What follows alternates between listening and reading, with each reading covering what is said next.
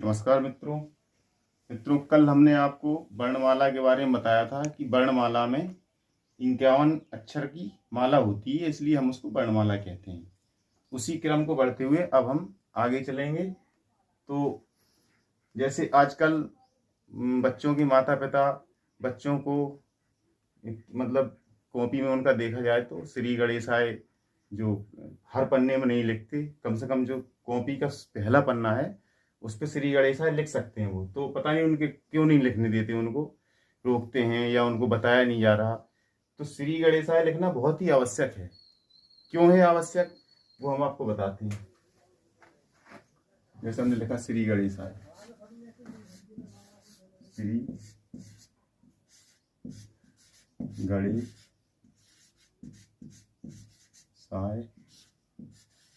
नमः।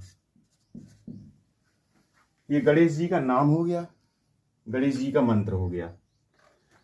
अब इसको अपन ऊपर कॉपी में लिखते हैं। इसका एक विज्ञान है कि इसको क्यों लिखेंगे, क्योंकि हम पढ़ रहे हैं। जब पढ़ेंगे हमें नॉलेज आएगा तभी हम कुछ सीख सकते हैं। और हम सही क्रम से नहीं पढ़ेंगे, ईश्वर को नहीं मानेंगे या ईश्वर से जुड़ी हुई चीज़ों को नहीं मानेंगे, तो ना हम इस पेन का मतलब समझ पाएंगे, ना कॉपी का मतलब, ना पट्टी, किसी चीज़ का मतलब नहीं अपन समझ सकते। इसलिए अब हम बताते हैं। जैसे ये श्री गणेशाय लिखा है तो इतना बड़ा ये अपन लिखते हैं। इसका एक छोटा रूप भी है, ये ओम जो लिखा है ये इसका ही छोटा रूप है। इसमें क्या है, इसमें सिर्फ अक्षर हैं। इसमें गणेश जी का नाम भी है और उनका स्वरूप भी छुपा है। इसलिए अपने शास्त्रों में या वेदों में सबसे पहले ऊपर ओम लिखा रहता है। तो इस तरीके से आप लोग भी अगर इतना बड़ा नहीं लिखना चाहते कॉपी में तो ऊपर कॉलम में छोटा सा ओम बना के आप फिर आगे बढ़ें।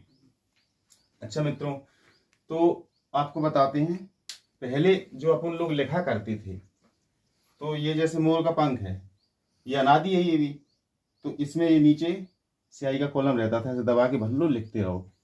इसका एक विज्ञान था। ये जो आप ऊपर देख रहे हैं ये स्याही कलर का बिल्कुल नीला। तो ये स्याही जो विद्वान लोग थे, ज्ञानी थे, पढ़े लिखे थे और अध्ययन करते थे, वो स्याही को उतार लेते थे नीचे और लिखते थे। उनका ये विज्ञान था। आज हमारे पास पेन भी नहीं है। तो मित्रों, अब हमने जो बताया कि ये श्री गणेशाय जो है इसके दो रूप हैं, एक ये और ये। तो ये अपन ने इसको ले लिया, इसको छोड़ दिया। तो इसका क्या विज्ञान है, ये जो आप पीछे देख रहे हैं, इसके जो पीछे देख रहे हैं ये इस तरीके का, ये वो पेन की निप है। पेन की निप जो अपन पेन में लगाया करते थे, नीचे लोहे की जो स्टील की होती थी, ये बनी है, वो ये है पेन। और ये जो बना है ये कमल का पत्ता है। जैसे ये कमल के पत्ते बने हैं ये, तो ये कमल के पत्ते में ये कमल की जो शाखा है, तना है ये, इससे ब्रह्मा जी ने सर्वप्रथम कलम बनाई थी छील करके। और इस पत्ते पर उन्होंने जो भी सृष्टि की रचना करने के लिए, कुछ नहीं था पहले साधन, तो उन्होंने इसी कलम बना करके इस पर लिखा था। तो तब से इसका नाम, मोर पंख का नाम कलम पड़ गया इसको पहले कलम नहीं कहते थे, क्योंकि ये लिखने में साधन में आया तो इसको कलम कहने लगे। कलम की उत्पत्ति इससे पहले हो चुकी थी। तो मित्रों, जैसे हमने ये बताया कमल के पत्ते पे लिखा था, तो ये हो गया अपना पेज कॉपी का। जैसे कॉपी अपने पास होती है तो ये पेज हो गया और ये पेन हो गया। तो ये कॉपी हो गई, ये पेन हो गया। और जब तक कॉपी पेन नहीं होगी तब तक आप कैसे लिख सकते हैं, शास्त्र हो या वेद हो या बच्चों की पढ़ाई हो, कैसे लिख सकते हैं, कैसे आगे बढ़ सकते हैं। इसीलिए इसको वर्णमाला में परम अक्षर का स्थान दिया गया कि पेन और कॉपी होगी या कोई साधन होगा तभी आप कुछ पढ़ लिख सकते हैं।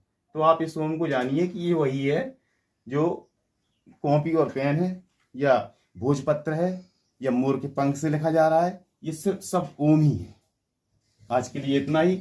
हम इसी तरीके से क्रमबद्ध क्रम आगे बढ़ेंगे, जिससे कि बच्चों का विषय है और बच्चों के साफ साफ स्पष्ट समझ में आना चाहिए। और हम आगे और कोशिश करेंगे कि आपको और अच्छी तरह समझा सकें।